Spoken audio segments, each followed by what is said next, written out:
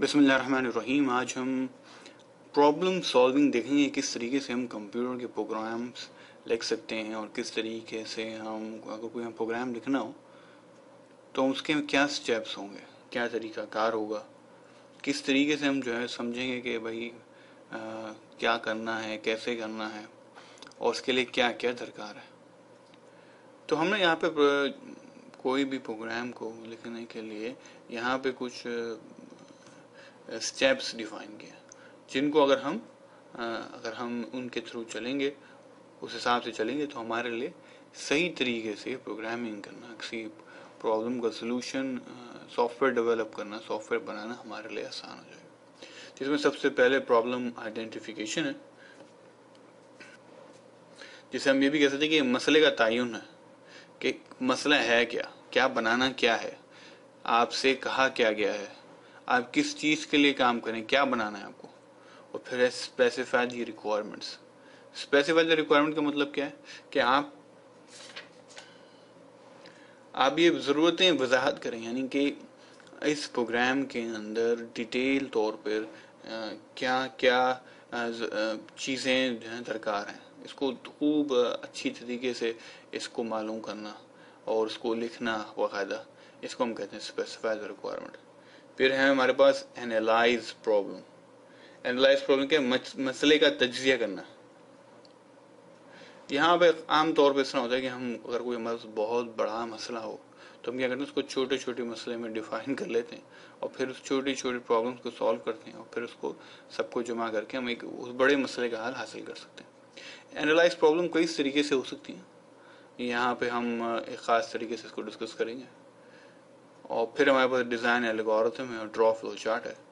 Design algorithm से मुराद ये कि जिस तरीके से आप कोई काम जहन में सोचते हैं कि मिसाल के तौर पर मुझे मिसाल के तौर पर खाना पकाना, बिरयानी पकानी है, या मुझे कोई और काम करना है, या मिसाल के तौर पर मुझे किसी स्टूडेंट का स्कूल में दाखिला कराना है, तो आपको पता है इसके कुछ असूल हैं, या मतलब स्कूल के कुछ तरीक़ेकार हैं कि पहले आप स्कूल में जाएंगे, उनका प्रोस्पेक्टस लेंगे, फिर आप उसको पढ़ेंगे, उसको रीड थ्रू होने के बाद आप उसमें उसको फिल करेंगे, फिर साइन करेंगे और फिर उस दाखिले की फ़ीस जमा करेंगे और उसके साथ उस फॉर्म को जमा करेंगे और फिर आपका एक बच्चे का टेस्ट होगा और फला फला आगे आगे आगे। तो ये क्या, ये सारे स्टेप्स हैं। तो डिज़ाइन एल्गोरिथम में एक्चुअली होता है कि सबसे पहले तो आपको स्टेप्स डिफाइन करने पड़ेंगे जिससे आप कोई भी प्रॉब्लम को सॉल्व करते हैं। इसको बुनियादी तौर पे आप लिखते हैं बाकायदा और फिर इसका एक जो है इसकी एक तस्वीरी शक्ल भी देते हैं कि आप इसका एक फ्लो चार्ट बनाते हैं।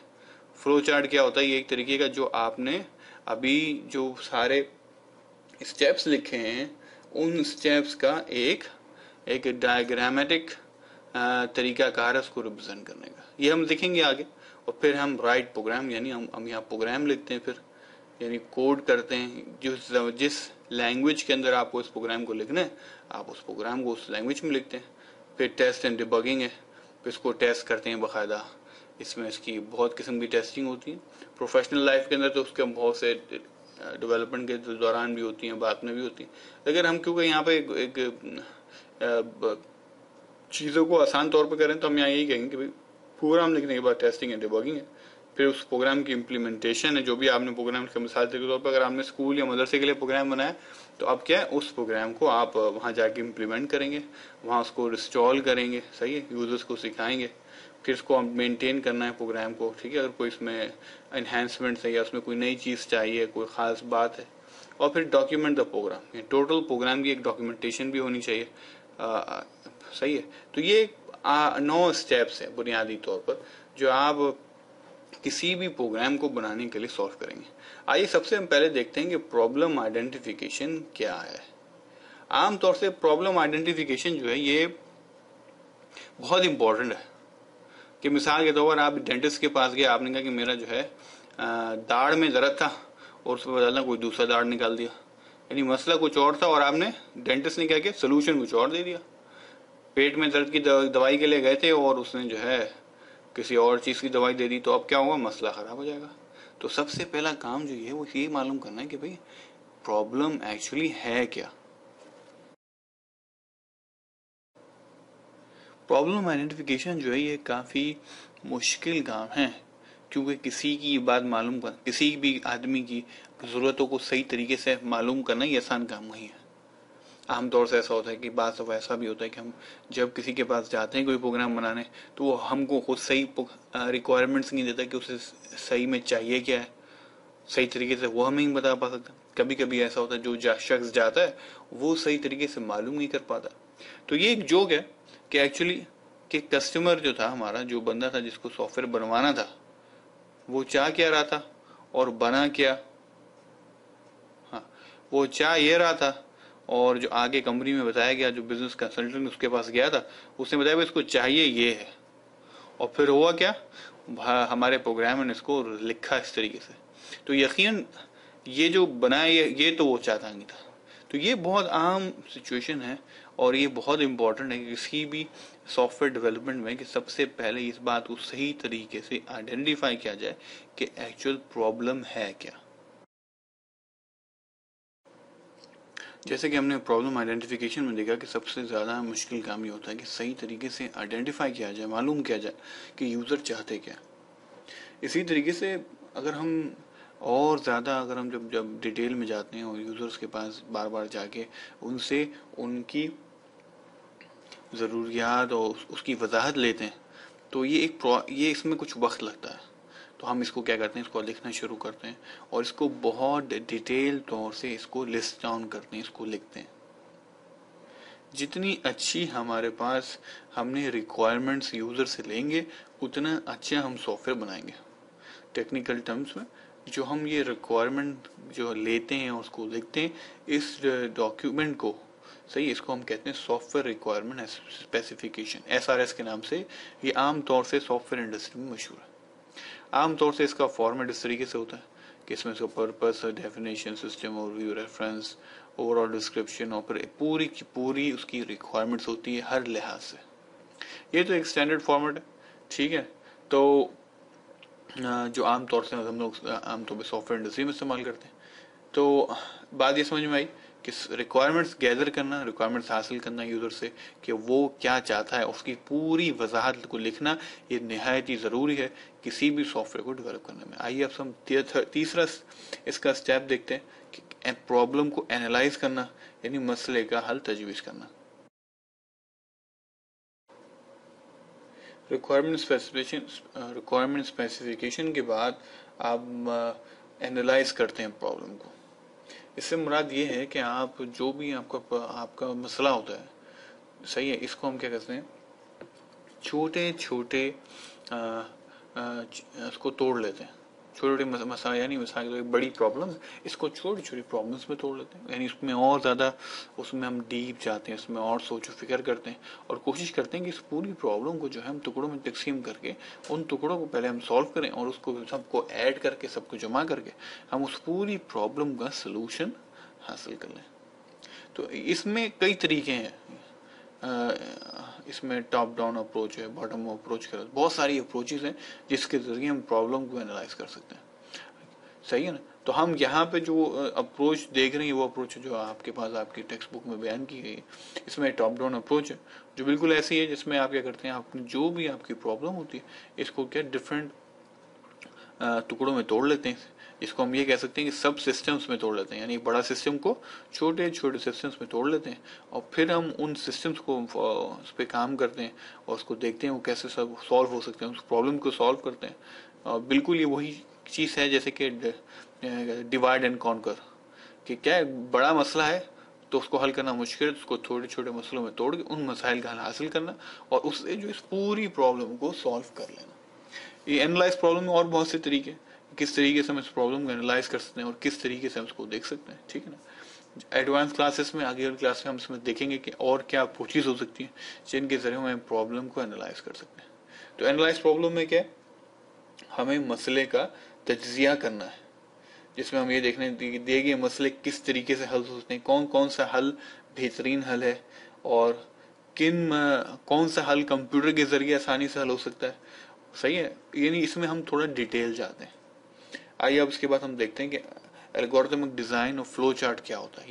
ये हमारा चौथा स्टेप है। एनालाइज प्रॉब्लम हो गई आपकी, आपने रिक्वायरमेंट स्पेसिफिकेशन लिख ली, यूजर क्या चाहता है, उसके बाद आपने हल ढूंढ ले कि भाई कौन सा हल सबसे 4-5 हल है इस मसले का, कौन सा हल मेरे लिए इस वक्त के यहाँ से बेहतरीन है। अब हल भी आपने सोच लिया, अब आपको ये देखना है कि किस तरीके से मैं इसको कंप्यूटर में इसको डिजाइन कर सकता हूँ, उस प्रॉब्लम को कैसे सॉल्व कर सकता हूँ, तो उसके क्या स्टेप्स होंगे। तो इसको हम क्या कहते हैं, इसको हम कहते हैं एल्गोरिथम डिजाइन करना, या इसको फ्लो चार्ट के थ्रू रिप्रेजेंट करना। डिजाइन एल्गोरिथम से मुराद क्या है, कि हम इससे क्या मतलब देते हैं। मिसाल के तौर पर अगर मुझे पता है कि मुझे एक प्रोग्राम बनाना है जिसके थ्रू में हमें मिसाल के तौर पर स्टूडेंट की रजिस्ट्रेशन जो है उसका प्रोग्राम बनाना है, तो उसमें अब क्या होगा, सबसे पहले हमें क्या लेना पड़ेगा, हम किस तरह लिखेंगे। स्टेप 1 क्या होगा, मिसाल के तौर पर हम स्टेप 1 कहेंगे कि भाई कि आप जो है यूजर की इंफॉर्मेशन लें, ठीक है ना। यूजर की इंफॉर्मेशन आपके पास होनी चाहिए जिसको आपको रजिस्टर करना है। स्टेप 2 यानी इसमें डिटेल्स हो यूजर की टोटल ना, मिसाल के तौर पर डिटेल्स। दूसरा स्टेप क्या होगा, आप ये मालूम करें कि भाई कि उसे किस क्लास में एडमिशन लेना है, विच क्लास एडमिशन चाहिए, रिक्वायर्ड, ठीक है, ये मालूम करना है आपको। फिर स्टेप 3 क्या होगा, स्टेप 3 ये होगा कि हम सेव करें कंप्यूटर में, सेव यूजर इनपुट। और स्टेप 5 ये होगा कि भाई कि उस यूजर को बताएं कि भाई आपकी इंफॉर्मेशन सेव होगी। तो ये एक बहुत ही रफ किस्म की मैंने एक एल्गोरिथम लिख दिया, ठीक है, कि हमें हर स्टेप्स को डिफाइन करना है। तो जब भी हम प्रोग्रामिंग करेंगे तो हमें ये लाजमी हमें मालूम होगा क्या स्टेप्स होंगे, ठीक है। हम अगर पेपर के ऊपर अगर हम स्टेप्स लिख सकते हैं कि हम उस प्रॉब्लम को कैसे सॉल्व करेंगे, तो यकीनन हम उसका प्रोग्राम भी बना सकते हैं, ठीक है ना। आमतौर पे जो आपकी बुक में जो आमतौर पे क्वेश्चन है वो मिसाल के तौर पर कि भाई किस तरीके से, जो मिसाल के तौर पर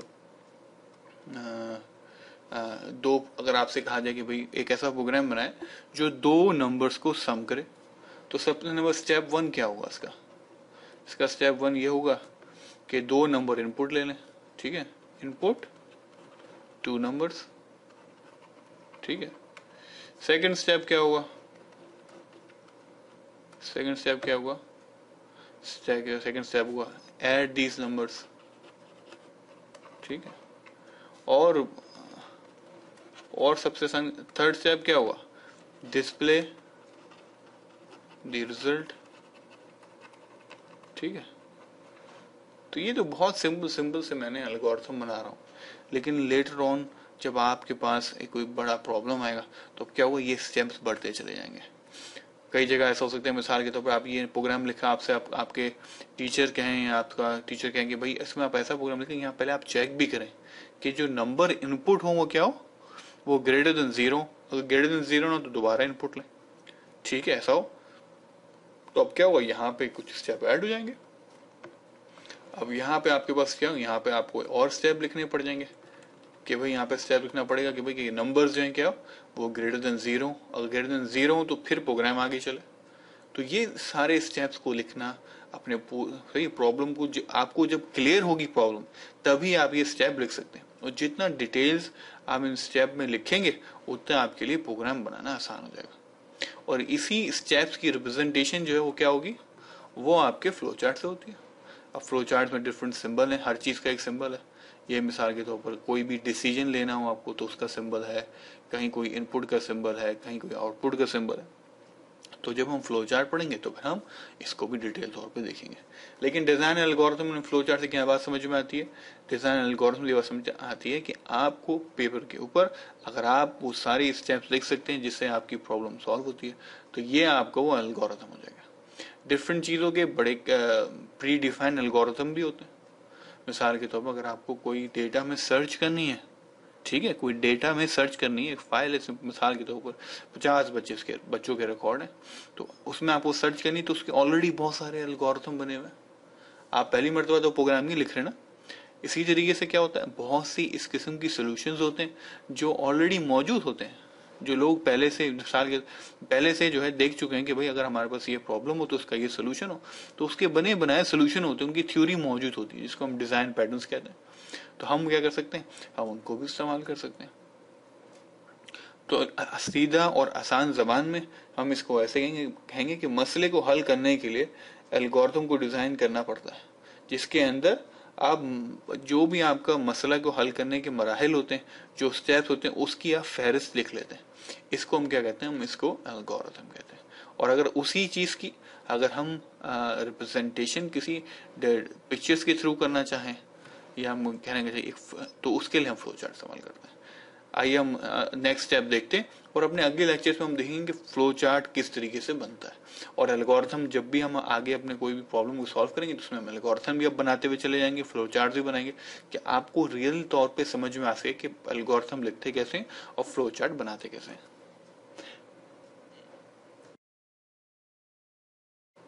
अब आप स्टेप 5 पे पहुंच चुके हैं, और आपने यूजर की पूरी रिक्वायरमेंट्स ले ली है, आपने मसले का बेहतरीन हल को दरियाफ्त किया, सही है, एनालाइज प्रॉब्लम में, और फिर उसके बाद क्या, जब मसला तजिया हो गया तो उसके बाद फिर आपने उसका एल्गोरिथम भी डिजाइन कर लिया कि क्या क्या स्टेप्स होंगे, आपने उसका फ्लो चार्ट बना लिया। तो अब आपको उसका प्रोग्राम लिखना है, इसको हम कहते हैं राइट द प्रोग्राम, यानी उसकी कोडिंग करनी है। तो ये कोडिंग जो है मिसाल के तौर पर अगर हम यहाँ जीरो बेसिस में करें, तो जो भी आपके स्टेप्स होंगे उसके हिसाब से आप प्रोग्राम को लिख देंगे। तो ये स्टेप, कोडिंग का स्टेप, इन सारे मराहिल के बाद आता है। तो सबसे अच्छा प्रोग्रामर कौन है, जो सबसे पहले रिक्वायरमेंट्स को गैदर करे, रिक्वायरमेंट्स डिटेल तौर पर लिखे, प्रॉब्लम को एनालाइज करे, खूब उसके बारे में सोचे, सही मसले को जो है सिलेक्ट करे, हल उसका सिलेक्ट करे, मसले का हल, और फिर उसका एल्गोरिथम वगैरह और सब फ्लो चार्ट बना के सारी डॉक्यूमेंटेशन के बाद अब वो कोडिंग की तरफ आए। जब वो इन सारे स्टेप्स के बाद गुजर के जब कोडिंग पे आएगा तो ये मरला बहुत ही आसान हो जाएगा। तो आज के जमाने में असल चीज क्या है, कोडिंग से पहले का पूरे का एनालिसिस है। अगर वो एनालिसिस अगर आपने अच्छा किया है तो उसको किसी भी लैंग्वेज में कोड करना बहुत ही आसान है। और नंबर 6 स्टेप हमारे पास टेस्टिंग एंड डिबगिंग है। टेस्टिंग एंड डिबगिंग से मुराद ये कि मिसाल के तौर पर आपने प्रोग्राम लिख लिया, अब आप उस प्रोग्राम को कंपाइल करेंगे और फिर उसको डिफरेंट इनपुट से टेस्ट करेंगे कि आया मेरा प्रोग्राम सारे किस्म के इनपुट्स के ऊपर सही चलता है नहीं चलता। मिसाल के तौर पर मैंने एक प्रोग्राम बनाया, और वो प्रोग्राम क्या है, मिसाल के तौर पर मैंने एक प्रोग्राम बनाया जिसके अंदर मैं क्या कहते हैं, दो नंबर्स को डिवाइड करता हूँ, सही है। अब मैं दो नंबर्स को मैं डिवाइड करता हूँ, सही है, एक नंबर मेरे पास 2 है और एक नंबर 2 को डिवाइड करूँ 2 से, तो आंसर क्या आएगा, 1 आएगा। लेट्स सपोज अगर मैं प्रोग्राम में एग्जीक्यूट करता हूँ जो मेरा दो नंबर्स को डिवाइड करता है, और मैं पहला नंबर इनपुट 4 करता हूँ और जिससे डिवाइड करता हूँ मैं 0 लिखता हूँ, तो इस सूरत में क्या होगा, जब ये प्रोग्राम एग्जीक्यूट होगा तो उसका रिजल्ट क्या आएगा, एक रन टाइम एरर आएगा। रन टाइम एरर से मुराद क्या है, रन टाइम एरर से मुराद जब ये प्रोग्राम एग्जीक्यूट करता है तो उस वक्त जो एरर आता है उसको हम रन टाइम एरर कहते हैं। तो अब क्या होगा, ये डिवाइड बाय 0 एरर आएगा, बहुत मशहूर जमाना एरर, डिवाइड बाय 0, ये एरर आएगा कि 0 से किसी नंबर को डिवाइड करें तो क्या उसका आंसर इन्फिनिटी आता है। तो आपको इन सारी इनपुट्स के मुताबिक अपने प्रोग्राम को चेक करना है। ये तो रन टाइम एरर्स हो गए। एक हमारे पास कंपाइल टाइम एरर्स होते हैं। कंपाइल टाइम एरर से मुराद का हमने मिसाल के तौर पर ये आपने अपना प्रोग्राम लिख दिया, इसके बाद आप उसको क्या करेंगे, कंपाइल करेंगे। मिसाल के तौर पर GW बेसिक में कंपाइल कर रहे हैं, किसी और चीज पे कंपाइल करेंगे, तो वो क्या कंपाइलर क्या करेगा, वो आपके प्रोग्राम के पूरे कोड को चेक करेगा कि आया इसमें कोई गलती तो नहीं। मिसाल के तौर पर कहीं पे आपने कोई गलती कर दी, मिसाल के तौर पर प्रिंट की जगह कुछ और लिख दिया, या मिसाल के तौर पर कहीं पे कोई ऐसी कमांड इस्तेमाल कर ली जो है लैंग्वेज में ही नहीं है, या कोई ऐसी गलत चीज कर दी, या मिसाल के तौर पर कहीं पे इन्वर्टेड कॉमा शुरू किए थे उसको खत्म नहीं किया, तो भी ये कंपाइल टाइम एरर आ सकता है। तो जो नहीं वो किस्म के एरर्स जो प्रोग्राम को कंपाइल करते हुए आएंगे उसे हम कंपाइल टाइम एरर्स कहते हैं, और जो प्रोग्राम को एग्जीक्यूट करते हुए एरर्स आएंगे उनको हम रन टाइम एरर्स कहते हैं। तो हमारा जो भी प्रोग्राम हो वो क्या, उसको हम अच्छी तरीके से टेस्टिंग करें, इसको हम क्या कहते हैं, इस फेज को हम टेस्टिंग एंड डिबगिंग फेज कहते हैं। आम तौर पे जब प्रोग्राम्स बड़े बड़े प्रोग्राम्स होते हैं, ठीक है, जो मिसाल के तौर पर बहुत बड़ा प्रोग्राम है, जैसे आप ये कह सकते हैं जो गेम्स होते हैं आप जिन पे खेलते हैं आजकल, इलेक्ट्रॉनिक आर्ट्स के बड़े बड़े गेम्स होते हैं, जिनमें सॉकर का गेम है, क्रिकेट का गेम है, तो ये इनमें thousands of lines of code होता है। तो इतने बड़े प्रोग्राम्स को आप उसमें इनको छोटे छोटे टुकड़ों में तकसीम करके भी उनको चेक करते हैं। कि मिसाल के तौर पर आपने कुछ कोड लिखा, तो आपने पहले क्या उतने कोड को आपने टेस्ट किया, जिसको हम क्या कहते हैं, यूनिट टेस्टिंग कहते हैं। और फिर इन सब को फिर पूरे प्रोग्राम में जितने भी इस किस्म के कोड हिस्से होते हैं, फिर इन सब को भी जमा करके इन सब का भी टेस्ट करते हैं। सही है, तो वो भी एक टेस्टिंग होती है। तो इस किस्म की सारी टेस्टिंग से गुजरने के बाद आपका प्रोग्राम इस काबिल होता है कि अब वो यूजर के पास इंस्टॉल हो सके। और अब जो है हम इस प्रोग्राम को यूजर के पास जाके इम्प्लीमेंट करेंगे कि भाई यानी जहाँ जिसके लिए भी हमने प्रोग्राम बनाया वहाँ जाके इसको इम्प्लीमेंट करना, इसको इंस्टॉल करना, इसको हम इम्प्लीमेंटेशन ऑफ द प्रोग्राम कहेंगे। फिर इसको मेंटेन एंड अपडेट करना कि भाई ये प्रोग्राम की देखभाल करना, और अगर इसमें इसको और बेहतर से बेहतर बनाने की कोशिश करना, अगर कोई इसमें प्रॉब्लम्स आ रही हैं तो भाई इसको चेक करना। या मिसाल के तौर पर इंस्टॉलेशन के दरमियान पता चलता है कि भाई हार्डवेयर से इसकी कंपैटिबिलिटी नहीं है या कोई और प्रॉब्लम है, तो भाई इन तकाज़ों को देखना और उसके हिसाब से अपने प्रोग्राम को चेंज करना, इसको हम कहेंगे maintain and update the program. और आखिरी जो स्टेप है हमारा क्या है, डॉक्यूमेंट द प्रोग्राम। तो इसमें क्या हुआ, इसमें टोटल प्रोग्राम की डॉक्यूमेंटेशन कि भाई प्रोग्राम कैसे बना है, क्या है इसकी रिक्वायरमेंट स्पेसिफिकेशन, जो पहले थी सारी की सारी हमने मेंटेन उसको हमने डिस्कस किया वो। उसके अलावा यूज़र का मैनुअल कि भाई इस प्रोग्राम को किस तरह चलाना है, क्या करना है, कैसे करना है। तो ये हमारा डॉक्यूमेंट द प्रोग्राम के अंदर ये हमारा नवा और आखिरी स्टेप होगा। जैसे हमने ये सारे स्टेप्स पीछे देखे, जो हमने प्रॉब्लम सॉल्विंग मेथड्स में देखे कि किस तरीके से हम प्रोग्राम बनाते हैं, उसके लिए प्लान करते हैं, एनालिसिस करते हैं, डिज़ाइन करते हैं, इम्प्लीमेंट करते हैं, टेस्ट करते हैं, एक्सेप्टेंस करते हैं, फिर उसको मेंटेन करते हैं। तो एक्चुअली जो कुछ आपने पढ़ा ये उसका एक समराइजेशन है कि किस तरीके से ये प्रोसेस चलता है। और हकीकत में ये प्रोसेस इस तरह होता है कि ये बार बार चलता है। यानी आप एक प्रोग्राम बनाते हैं, फिर उसका वर्जन 1 आता है, फिर उसका वर्जन 2 आता है, फिर उसका वर्जन 3 आता है। बिल्कुल ऐसे ही जैसे विंडोज़ है, आप देखते हैं कि पहले विंडोज़ का एक वर्जन आया, फिर कुछ दिन बाद कोई पैचेस आते हैं, फिर कुछ दिन बाद पता चलता है कि भैया विंडोज़ 97 के बाद 98 आ गई, फिर 2000 आ गई, और फिर एक्सपी आ गई, और फिर 7 आ गई। तो होता क्या है, सॉफ्टवेयर एक अब उसकी एक लाइफ साइकिल होती है और उससे वो आगे चलता है।